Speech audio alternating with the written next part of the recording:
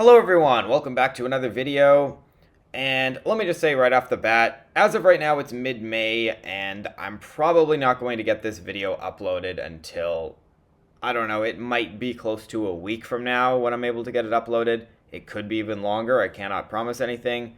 It also might be sooner than that, I'm not sure, but I wanted to get the filming out of the way, and for reasons why, I'm not going to say what those reasons are, but I will not be able to upload it probably anytime in the next few days. We'll see about that. That could change, but yeah, basically I wanted to get the filming out of the way, and also I've just been really busy and wasn't able to put as many albums in this video as I wanted to, or at least I didn't really feel like it, because basically what happened was yesterday, as of when I'm filming this, you ever do something really stupid and you just are like, how the fuck did I actually do that? Like, you know, like a human error. I mean, we all make them. It happens to all of us. But I often end up feeling really guilty when I do something. Like, you know, from time to time, I'll do something where I'm like, why the fuck did I do that? That was such a bad, stupid thing to do. And it was just from me not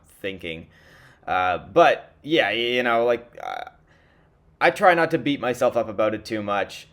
But, you know, for at least a couple hours, it will take away my motivation for this kind of thing where I have to do this writing for these reviews. And yeah, that's a big part of the reason why this episode is so short.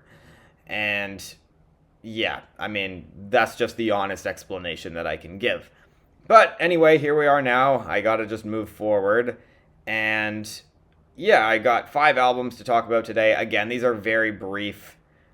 It's weird times right now for me, and, you know, I'm hoping that sometime fairly soon I'll be able to get on more of a proper, consistent-ish schedule with these reviews, and maybe make the reviews a slight bit longer than they are here.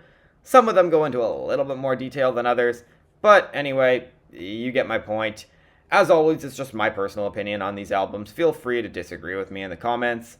And yeah, with all that being said, let's get the reviews started with... So I haven't really listened to Young the Giant very much. I've obviously heard of them, and I've heard a couple songs of theirs occasionally, but honestly, I just expected this to be another bland, generic, radio-ready alt-rock album, and I expected nothing more than mediocrity. And to my surprise, it's actually kinda decent.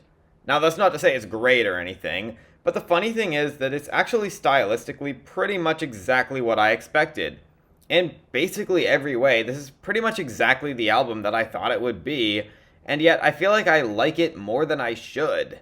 Maybe it's just that the melodies are quite pleasant, and they mostly fit the production, even if I don't find the vocals super interesting or super exciting, and the songwriting just doesn't really impress me that much. But still, for a feel-good album with such strong upbeat vibes throughout at least a lot of it, some of these songs are kinda charming, even if I don't really think I'll be returning to it much. So it's a 6 out of 10, and honestly, I wouldn't really recommend it. I kind of think it's better than I expected, but I also feel like I should like it less than I do. Kacey Musgraves has had an interesting career in terms of album quality, at least in my opinion she has. Her first 2 albums are really strong, Golden Hour and Star-Crossed are total duds, and then came her return to quality on 2024's Deeper Well, which didn't quite reach the greatness of her debut, but was way better than her previous 2 albums. And The Architect is still one of the best songs that I heard in 2024. So here on this new album, well, I was definitely excited after the hilarious lead single Dry Spell, which has an even better music video. And now that I've heard the full album, well, I hate to say it, but it's just not as strong as I wish it was.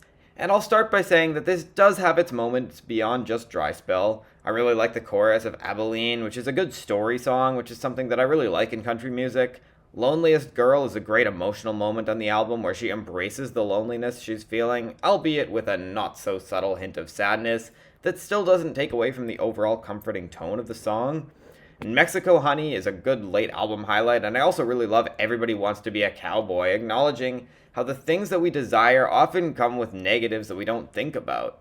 And it's done with such a haunting instrumental and leads to a terrific country song.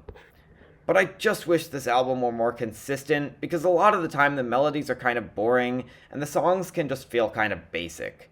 So while it's got its moments, there's also a lot here that feels unnecessary, and I feel like it would have been better as an EP of the best songs.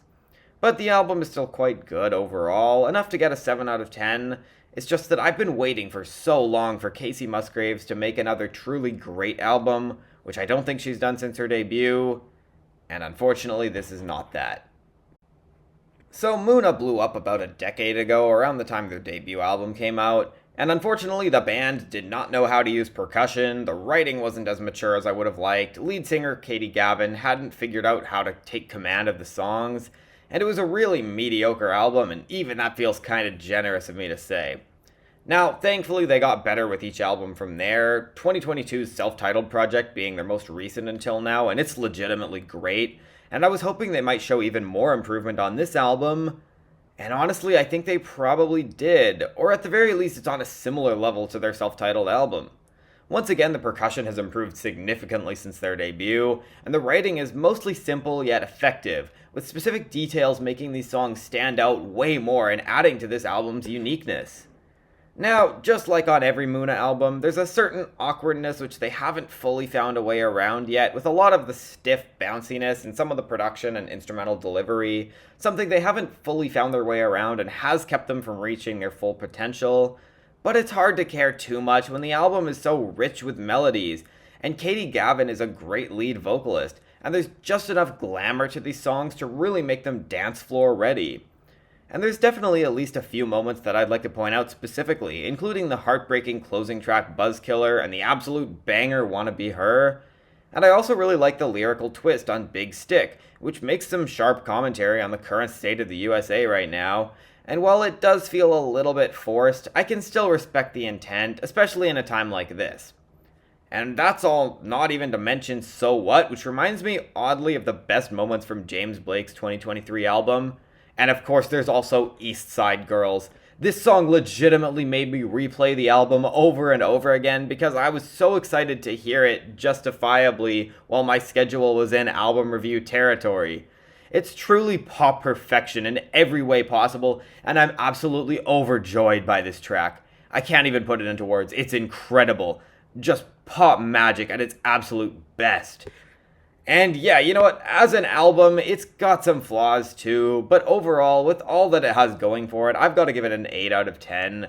And while time will tell whether or not it's better as a whole than their self-titled album, it's definitely got some of Muna's best songs to date, and it's easily one of their better albums, and again, might be their best album to date. This singer-songwriter has suddenly started gaining a lot of traction for this new album, and I was curious to give it a chance even though I didn't really know what to expect. Although I saw that there were some serious topics discussed on this album lyrically, and it's largely a breakup album as well. And right from the opening track, I was intrigued, especially with its haunting final line, "You are the oldest you've ever been. Did you feel yourself change?" And from there, I don't fully love the album, but it is at least interesting. And going back to everything that I said at the start of the video about me just not feeling motivated at all in the moment I was writing these scripts, which was pretty much the only time I had to be able to write these with everything that's going on right now in my personal life. Again, everything's fine, just it's a chaotic time. Well, I just didn't really have the brain power to fully analyze this as much as I would have wanted to, at least in written form, where I took in a lot of the lyrics and you know, yeah, like I took it all in, but I just couldn't really try and explain what my interpretations were in words, you know what I mean?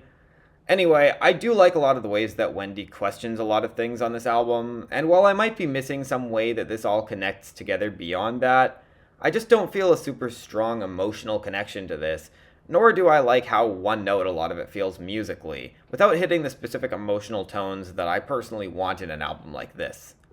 But still, it's a pretty fascinating album with a lot of interesting questions asked along the way, and I mostly like the delivery and production, even if something just feels like it's missing sonically that holds me back from fully loving this. So yeah, even if I'd been in a more motivated mental state to review this, I still just don't think I would have ended up loving it. So for me, it's a 7 out of 10, and it's definitely worth recommending, but I just couldn't fully get into it as much as I would have liked.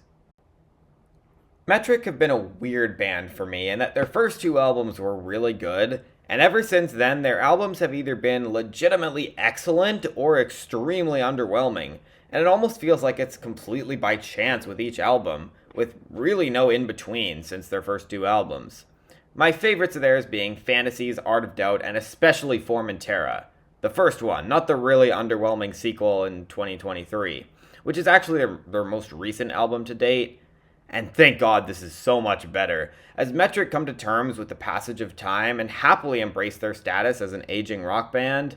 And they're still making rock solid bangers with some really strong hooks, production that sounds perfectly fitting for the style and vibe that they're aiming for. And Emily Haines is still a powerhouse frontwoman for this style of indie rock, and she sounds amazing.